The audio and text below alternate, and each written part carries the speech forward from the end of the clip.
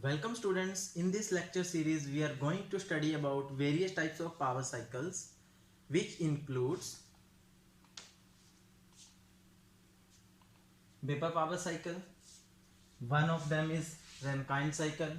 Second is gas power cycle. In case of gas power cycle, one is Otto cycle, another is diesel cycle, dual cycle and Brayton cycle. So in this lecture I am going to teach you the Rankine cycles, and in upcoming videos I will teach you the rest of the cycles. So let's begin with the Rankine cycle.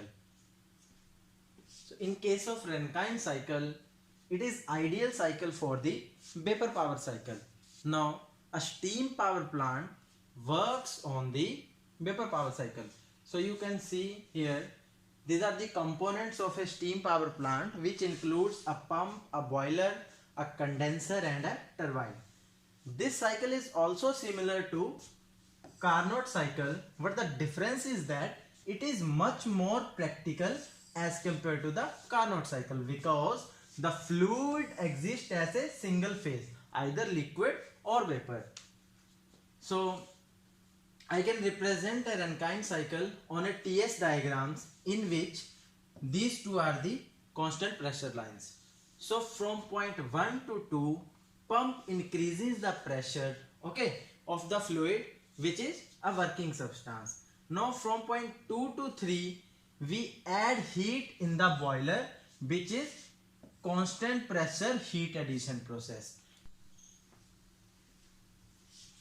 After the boiler, steam expands over the turbine so that it can rotate the shaft which is coupled with the generator and generate the electricity. So process 3 to 4 is isentropic expansion in the turbine, and at last we will convert that steam again into the water in the condenser. So condenser is nothing but it is like a heat exchanger which extracts the heat from the steam and condensate it into the form of liquid water. So process 4 to 1 is constant pressure heat rejection in the condenser.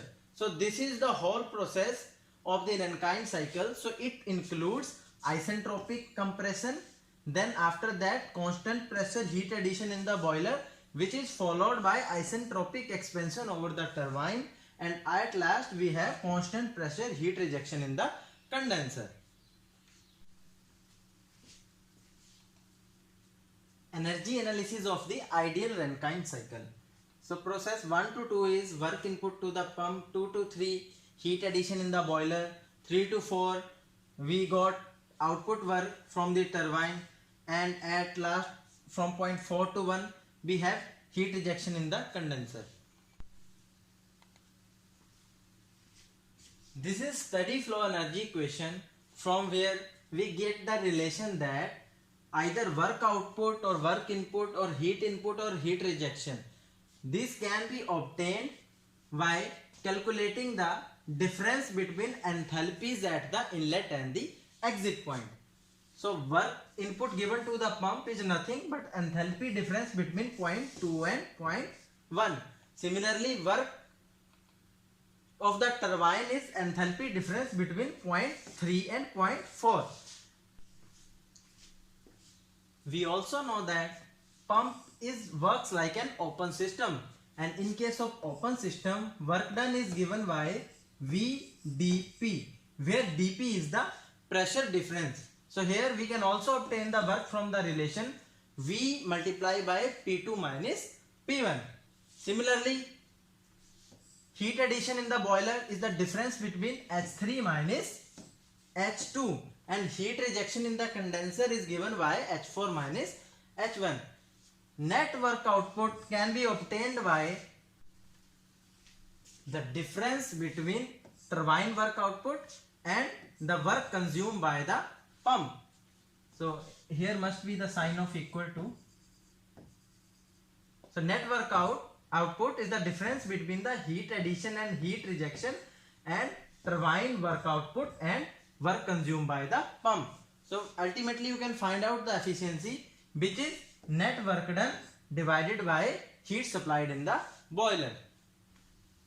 If we want to increase the efficiency of the Rankine cycle, we can use any one of the method: lowering the condenser pressure, superheating the steam to high temperature, or increasing the boiler pressure. So one fundamental basic is that for increasing the efficiency is either increase the mean temperature of heat addition or decrease the mean temperature of heat rejection. So either increase the average temperature of heat addition or decrease the average temperature of heat rejection. So let us start with the lowering the condenser pressure. So this is the representation of Rankine cycle on the TS diagram. Now what happened when I lower the condenser pressure? Now this is the new pressure line, constant pressure line. So process 1 to 2, this process shifts in this case 1 dash to 2 dash point. Heat addition, it is from 2 dash to 3 point. Work extraction over the turbine or expansion over the turbine is 3 to 4 dash, and heat rejection in the condenser is from 4 dash to 1 dash. Since we know that the area under the curve gives you the net work output, so you will get this much of increase in the net work output in this case of Rankine cycle. So it is obvious that if net work output increases, the efficiency will also increase.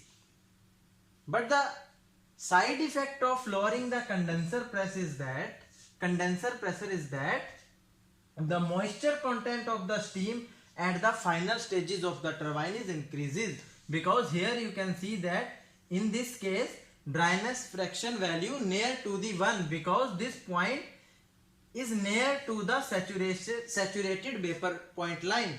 But in this case dryness fraction less than that of 0.4, therefore the moisture content of the steam at the final stage increases, which can cause corrosion in the blade of the steam turbine.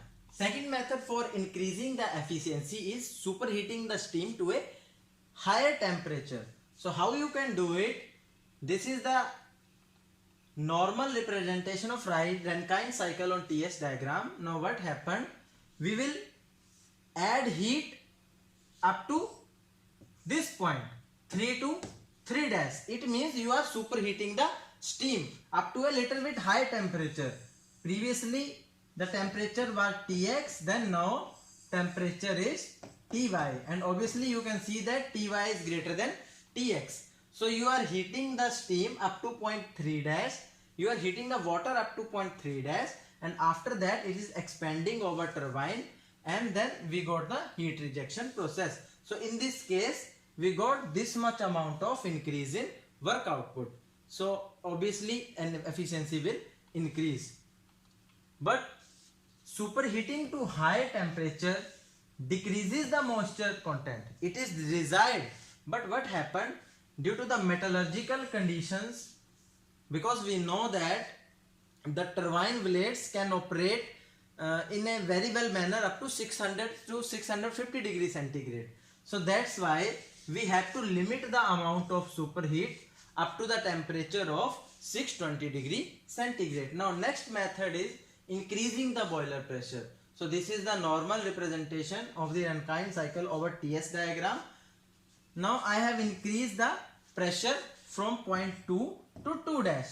So work consumed by the pump, it represent over the process from 0.1 to 2 dash, and heat supplied in the boiler should be from 2 dash to 3 dash. But as I have told you, temperature should be limit at a particular range. So that's why this is the maximum temperature up to which we can superheat the steam, and now process 2 to 3 it becomes process 2 dash to 3 dash, and after expansion over the turbine the process goes like this, and from 4 dash to 1 dash, 4 dash to 1 we got the heat rejection in the condenser. So now what happened? You will get this much amount of increase in work done, but also you get this amount of decrease in work done. So what happened ultimately, I told you, you can increase the efficiency by increasing the mean temperature and heat addition. So earlier, if this is the temperature which is T max, and this one is lower temperature which is T2. So in this case, mean temperature of heat addition is T2 plus T max upon 2. And in second case, when we increase the boiler pressure, the mean temperature of heat addition is T2 dash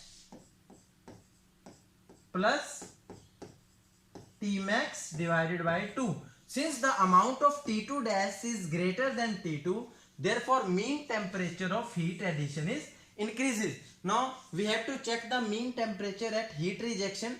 So heat rejection, earlier the temperature was T4 plus T1 divided by 2, and now the mean temperature at heat rejection is T4 dash plus T1 divided by 2. So mean temperature of heat rejections remains constant. Therefore, from this analysis, we can say that the efficiency of the steam turbine increases. So I hope you like this video. If you have any doubt or query, you can comment on the comment section and I will try to reply each and every comment. Thank you.